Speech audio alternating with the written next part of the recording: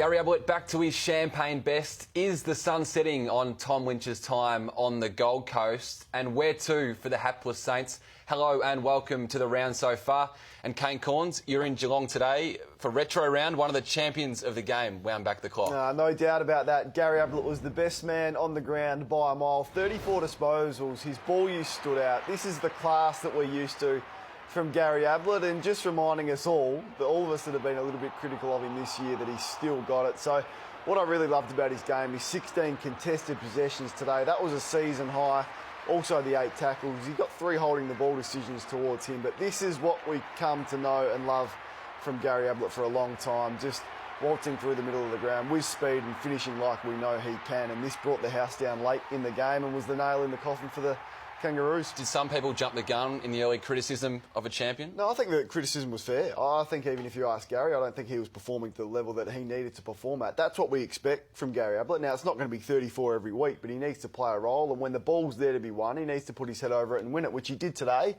And I don't think he was doing that at the start of the season. It wasn't all one-way traffic for the Cats today. This 50-metre free kick, infringement zone that Gary Ablett gave away, put the Roos within 10 points. What did you make of it? I just can't believe that this is a 50-metre penalty. If you just watch Gary Ablett, we're going to highlight him here. You might be thinking, what is this free kick for? We're going to highlight it. It's for infringing in the 10-metre protected zone. Gary Ablett is doing everything he can as we highlight him to move out of that area. He's not holding up play. Nothing has been affected, yet that costs a 50-metre penalty, a shot on goal. I said last week that there was the worst free kick of the year. Well, that's the worst 50-metre penalty of the year. That is just... the AFL has to come out and make a statement and get rid of this rule, because that's a joke. Well, they said they're not making any rule changes until October. We'll have to wait until then. That wasn't the only controversy in this game. The North Melbourne skipper, Jack Ziebell, ran into the fence. We thought this one was over and done with earlier in the year when Zach Tui and Mark Witzavs required stitches over at Optus Stadium. He pretty much just grazed his knee here on the GMHBA Stadium fence, and pretty innocuous. 5 minutes on the ground, he comes off. He was forced to be on the bench for 8 minutes. So North Melbourne pretty irate after the game. Here's Brad Scott and his take on the incident. Yeah, well, we'd get fined if we did something incompetent. The AFL won't fine themselves, I'm sure. They certainly won't give us any money back.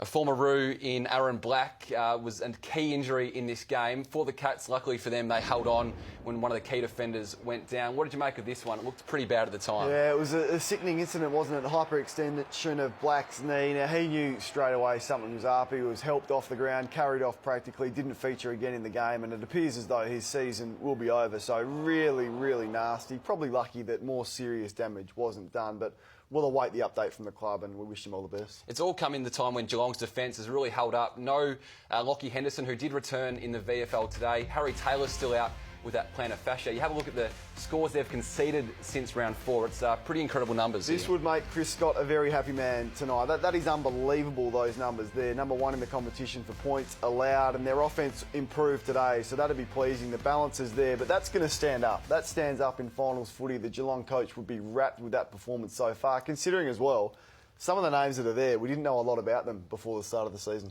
Mouthwatering clash next week. Geelong take on Richmond on the standalone game on Sunday. We can't wait for that one.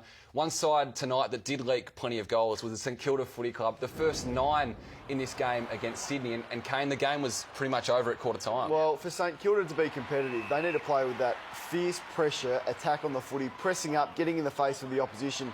That did not happen tonight. Look at the ease in which Sydney have just waltzed through St Kilda, who are playing at home on a ground that they usually play well. This is an embarrassment for Alan Richardson and his players. Look at it. There's no pressure whatsoever. This is a training drill. This is almost like a training drill you do when it's 18 v 16 and you're playing with 2 less at training. That's what it looked like tonight. And Alan Richardson, he looks confused to me, Mitch. He's coaching from the interchange bench. At half-time, he goes upstairs again. He spent about 5 to 6 minutes in the box after the final siren tonight. So he's a coach that's just run out of answers. He dropped Jack Billings last week. Is there more carnage at the selection table coming for the Saints? What more can you do? And it's difficult. There's still a lot of footy to be played in this season. So what can they get out of the season that he's left? Some serious headaches for the Saints. You've played under Alan Richardson in your time at Port Adelaide. How does this rank in the most angriest of times you've seen the Saints coach? Yeah, he just looks lost for words and lost for answers, as I said. He looks confused, and he's usually pretty calm and pretty collective. He was an exceptional assistant coach, but clearly He's finding it difficult, as any coach would, coaching that side at the moment. The pressure is going to mount at Moorabbin this week. You did pick a Saturday star out of this game in Callum Sinclair, the Swans ruckman. How far is he in the conversation of one of the best ruckmen in the competition at the moment? It's just been so important for them. Look, I think he's clearly a level under Gawn and Grundy and Nat Nui and those A-graders we've seen. But for Sydney, who lost the injuries, Naismith at the start of the year, Tippett retired, Reed's out injured, for him to stand up has been so important for them. There's no way they're sitting where they are on the ladder if it's not for the performance of him. So his game once again today, after getting the 10 coaches' votes last week against Carlton on Friday night, 3 goals. What he does well, he's got the forward craft to be able to take the ruck and then go forward and hit the scoreboard like he did today. The twilight fixture tonight was all one-way traffic in the Suns getting absolutely demolished by the Giants. You do have a bit of a stinker at this one, but I don't think Stuart Dew in his first year on the Gold Coast will be enjoying this one. What did you take out of this clash? It was all pretty easy for Jeremy Cameron, 6 goals and the Giants. Yeah, I want to highlight Tom Lynch here. This is just not acceptable from a captain of a footy club. Absolutely switches off, allows Cameron to run around on his left foot. He looks disinterested to me, Tom Lynch. Now, clearly it looks as though he's made his mind up to leave. So if that's the case, go and tell your coach that I'm out. And then it's Stuart Dew's call whether he plays him or not. Because right now, Tom Lynch is doing the Gold Coast Footy Club no favours with the conjecture about his future. If you take out the round 2 performance against Carlton where he kicked 8 goals, he's a goal-a-game player. He's averaging 4 marks, which is right at the lower end of the scale for a key forward. 1 contested mark average per game. So that is a player that is disinterested. And he's doing no one any favours being in that side right now. Do we want to get to that stage in the competition, though? We saw Lockie Henderson do it at Carlton before he moved to Geelong. Do we want to get to this stage where, let's be honest, the Suns haven't got much going for them already this year? Why would you go and watch the Suns for the next 10 games? Well, he's not invested. What good is the captain of the footy club if he's not invested like what we saw tonight? 8 possessions, didn't score, 4 goals as a whole for the Suns. So it's difficult to single out one player, but he's the leader of that footy club. This is a team game. It's not about Tom Lynch. If the best thing for him is to move on and sign somewhere else and Stuart Dew doesn't want to play him, well, so be it. It's got to be about the footy club and not about one individual because he was so disappointing tonight. In a word, where does he play next year? No, in Melbourne. Somewhere. A club? I'm not sure. OK, on to the Giants side of things. As we said, Jeremy Cameron kicking 6 goals. How many of his teammates do you think make your team of the week? It's going to be hotly contested this week. Yeah, a few stat stuffers today for the Giants. Josh Kelly had 40 disposals. Callum Ward, I thought, was the best player on the ground. Whitfield and Shaw across half-back. So also Dylan Shield got plenty of the footy. So there'll be 3 or 4 in the team of the week this week. One man who's going to be pretty important if they are to make the top 8 is Rory Lobb. This one didn't look too great. He went off to hospital in the end with this rib injury. It's pretty important to their chances. No, he is really important. They're not blessed with tall players, particularly Mumford's retirement and some of the other injuries they've got. So it didn't look too serious, but clearly got him in the right spot. We saw him in the change rooms and then taken off. There he is in the change rooms and then taken off in the ambulance after the game. So they'll get scans. Hopefully it's not too serious. On Friday night, there was no Dustin Martin and maybe no Richmond. Alex Rance was the big story of the week. It probably started on this show last week, Kane. Looks like the power really went out and targeted him from the get-go. Yeah, they did, and Charlie Dixon's been down on form. I thought he started the game as we're seeing here. He took 3 contested marks inside the first 3 or 4 minutes of this game. They targeted Rance with Dixon. They wanted him to play closer to goal and limit his influence. To Rance's credit, I thought he clearly got the better of this matchup, and I thought he was one of Richmond's better players. Just goes to show how good he is. And last year he was all at sea when Trengove targeted him in this corresponding game. He's learnt from that, and his confidence to attack the footy as a key defender is as good as I've ever seen. So, terrific performance from Rance, and I thought he was the better of this duel, which was enthralling on the night. Charlie Dixon, along with Chad Wingard, was under some pressure as well. How important was it that Dixon stood up in this game? Yeah, I thought he was good and had an influence, more so with his presence. I thought the longer the game went on, Rance got the better of him. So still plenty of room for improvement for Port Adelaide and Charlie Dixon. You put Alex Rance's dive on the agenda last week, and understand that quite a few of the Richmond players internally weren't too happy with your assessment on that one. We have to ask the question on this incident from Friday night. What did you make of this one? It wasn't anywhere near his fine from last week. Is this a replication of what we saw the week before? No, I don't think that one's worthy of a sanction. I think he's clearly pushed off balance and lost his balance there and then went to try and spoil the ball. Look, probably would have liked to be stronger in the contest, to be fair, but I don't think it was an exaggeration or a dive. I'm not sure how anyone last week could have been angry with my comments, particularly Richmond's teammates, Rance's teammates. They should have been more angry at him rather than my comments because that was embarrassing for everyone last week, and hopefully Rance learnt from it. They won the premiership last year with Toby Nankervis in the ruck. Sean Grigg gave a few chop-outs.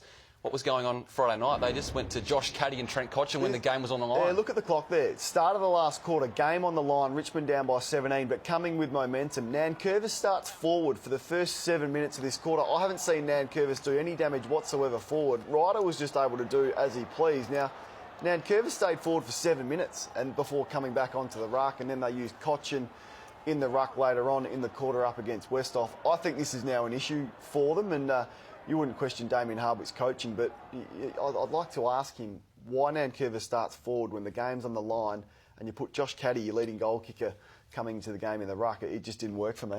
One story that is growing legs in the City of Churches is Ollie Wine's future beyond this year.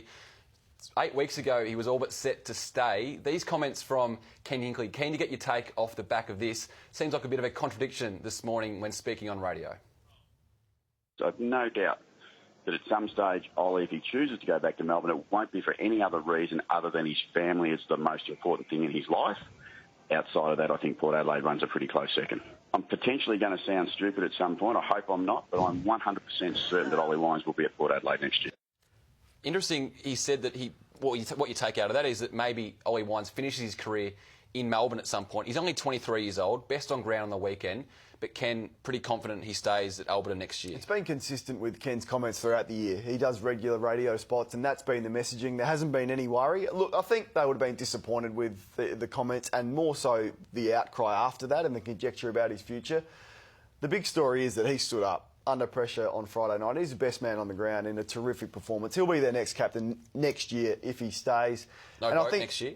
No, I think Wines has earned the right to be captain next year, and I think that will happen. Look, I'm with Ken. I'd expect him to stay. I'm a little bit sick of talking about it. I'd like Ollie to either commit to the footy club or put it off until the end of the year. I think he needs to make a call, and I'd like the club to say that to him. But look, I don't think there's any concerns, and I'd expect him to stay.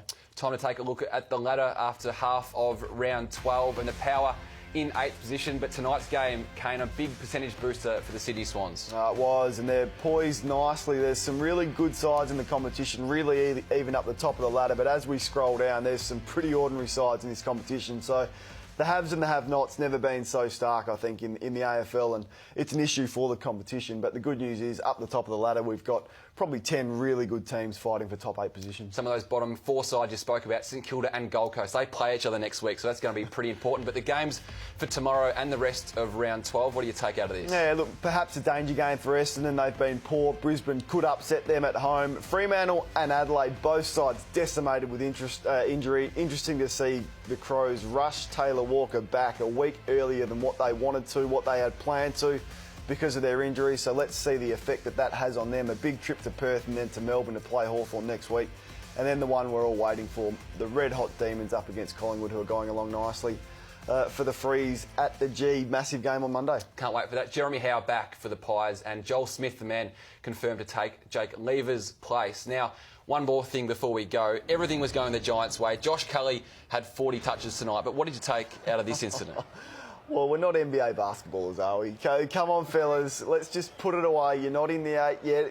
A little bit of arrogance for me, and they have been accused of being arrogant. Look, I like the way they go about it, but put that stuff away. Maybe a bit of Kevin Durant, Steph Curry there. Yeah, win a flag and then do it. When you're outside the 8 at round 12, maybe just put it on the shelf. Thanks for having me, Kane, on the Round So Far. Matty Thompson will be back next week. We'll see you then, right here on the Round So Far.